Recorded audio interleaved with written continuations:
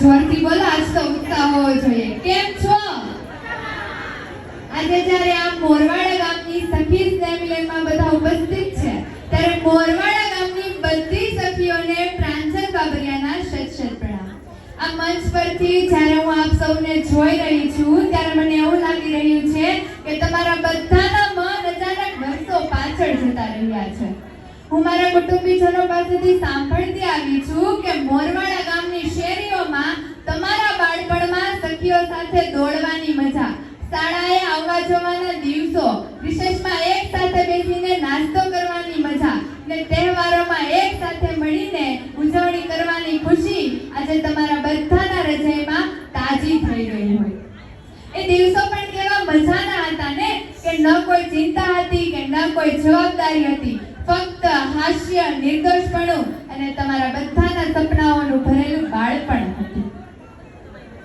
અને આજે જ્યારે આ સ્નેહ મિલનમાં તમે બધા ઉપસ્થિત થયા છો, ત્યારે સખીઓ સાથે વાત કરીને, બાળપણને યાદ કરીને અમુકની આંખમાં તો આંસુ આવી જતા હોય છે ને આજ તો સાચો સ્નેહ છે. ભલે સમય વીતી જાય, જવાબદારીઓ વધી જાય, જીવનની દોડધામ શરૂ થઈ જાય, પરંતુ પોતાના ગામની માટીની સુગંધ, બાળપણની મિત્રતા અને માતા પિતાના ઘરની હૂંફ ક્યારેય નથી ભૂલાતી. ને એટલે જ તો આ કાર્યક્રમ એ માત્ર સ્નેહ મિલન નથી, પરંતુ આપણા સંબંધો, લાગણીઓ અને બાળપણના અમૂલ્ય યાદોનો ઉત્સવ છે. ને ગામની જ્યારે આટલી બધી દીકરીઓ એક સાથે ઉપસ્થિત થઈ છે, ત્યારે તમને જોઈને એવું લાગે કે તમારે ભલે જુદા જુદા ઘરમાં વસતા હોય, પરંતુ તમારા બધાના હૃદય આજે પણ મોરવાડા ગામ સાથે જોડાયેલા છે. ને આજે જ્યારે આટલી બધી દીકરીઓ ઉપસ્થિત છે, ત્યારે કહીશ કે દીકરી છે ને એ બે ઘરની શાન હોય છે. પોતાના પિયરને પ્રેમથી મહેકાવે છે ને પોતાના સાસરિયાને સંસ્કારથી ઉજ્જવળ બનાવે છે. ને આટલી બધી દીકરીઓ છે ત્યારે હું એમ કહીશ કે ભલે તમે લગ્ન કરીને બીજા ઘરે જાઓ, પરંતુ પોતાના ગામની ધૂળ, બાળપણની યાદો અને પોતાના પરિવાર માટે પ્રેમ ક્યારેય ઓછો નથી થતો. સાચું ને?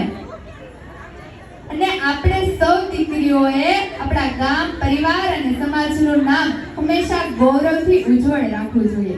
શિક્ષણ, સંસ્કાર અને આત્મવિશ્વાસથી આગળ વધવું જોઈએ, તેથી આવનારી ભવિષ્ય પેઢી માટે આપણે પ્રેરણારૂપ બનવું જોઈએ. અને દીકરી છે ને ઘરની દીવાદાંડી છે, ઘરનું દીવાદાંડી છે, દેશનું ગૌરવ છે ને સમાજની ભવિષ્ય, ઉજ્જવળ ભવિષ્ય છે.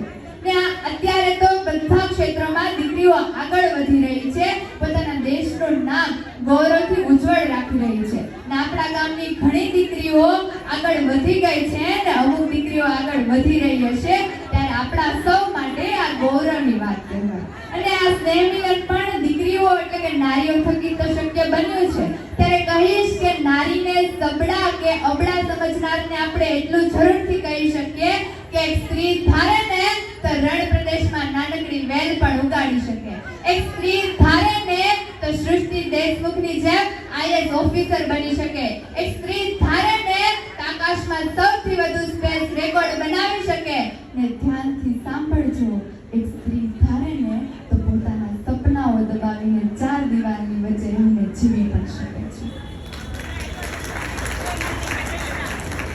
એક સ્ત્રી ધારે ને તો ધોરણ 10 પછી બહાર નીકળવાનું બંધ હોય, ત્યારે એવા સમયે બહાર નીકળીને મહિલા ગૃહ ઉદ્યોગ શરૂ કરે, હજારો મહિલાઓને રોજગારી આપે, ત્યારે ગુજરાતના મુખ્યમંત્રી દ્વારા તેને નારી શક્તિ એવોર્ડથી સન્માનિત કરવામાં આવે.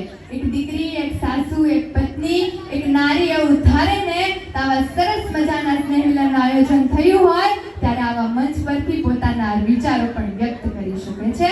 પરંતુ એક સ્ત્રી આવું ધારે ને તો, અને સ્ત્રી છે ને બધાને પોતપોતાની વાર્તાઓ હશે.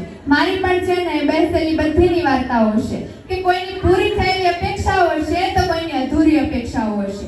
કોઈની આંખમાં આંસુ હશે તો કોઈના ચહેરા પર સ્મિત હશે. કોઈની અધૂરી ઈચ્છાઓ હશે તો કોઈની પૂરી થયેલી ઈચ્છાઓ હશે. પરંતુ આ બધા વચ્ચે જે જીવી જાણે છે ને એ છે સ્ત્રીનું જીવન. અને સ્ત્રી છે ને મલ્ટીટાસ્ક કરે છે, કે રસોડામાં કામ કરતા કરતા, રોટલી વણતા વણતા દાળ શાકમાં મીઠું મરચું નાખી શકે છે, સાથે સાથે પોતાની બેનપણી સાથે વિડીયો કોલમાં વાત કરી શકે છે અથવા તો એમેઝોન પર ઓનલાઈન શોપિંગ કરી શકે છે. ઓફિસમાં જોબ કરતા કરતા પોતાના પતિને કબાટની ત્રીજી અરણમાં મેચિંગનો શર્ટ પડ્યો છે એમ કહી શકે ને ઓફિસથી આવીને ભાવથી ભોજન બનાવીને પોતાના પરિવારને જમાડી પણ શકે. એના માટે નવું નથી, એ બાળપણથી જ કરતી આવી છે અને હંમેશા કરતી જ રહેશે. અને આ વાત સ્ત્રીમાં પોઝિટિવિટી છે, એટલે કે સ્ત્રી પોઝિટિવ છે, પણ સ્ત્રીમાં એક નેગેટિવ વાત પણ છે અને એ છે કે સ્ત્રી દેખાદેખીમાં ખોટા ખર્ચા કરે છે, ખોટા કુરિવાજોને પ્રોત્સાહન આપે છે. ને આજે તો આપણા ગામની જેમ ઘણા ગામનું સ્નેહમિલન થયું છે અને એમાં દીકરીઓએ ઘણા બધા સંકલ્પો કર્યા છે. તો આજે આપણે પણ મોરવાડા ગામની દીકરીઓએ સંકલ્પ કરીને આ સ્નેહમિલનને સફળ બનાવ્યું. અને અંતમાં હું સરળ શબ્દોમાં કહું તો સ્ત્રી છે ને એ અગરબત્તી છે કે જેમાં આગ પણ છે, ધીરજ પણ છે, સહનશીલતા પણ છે અને પોતે બળીને પોતાના પરિવારને સુગંધિત કરવાની તાકાત પણ છે.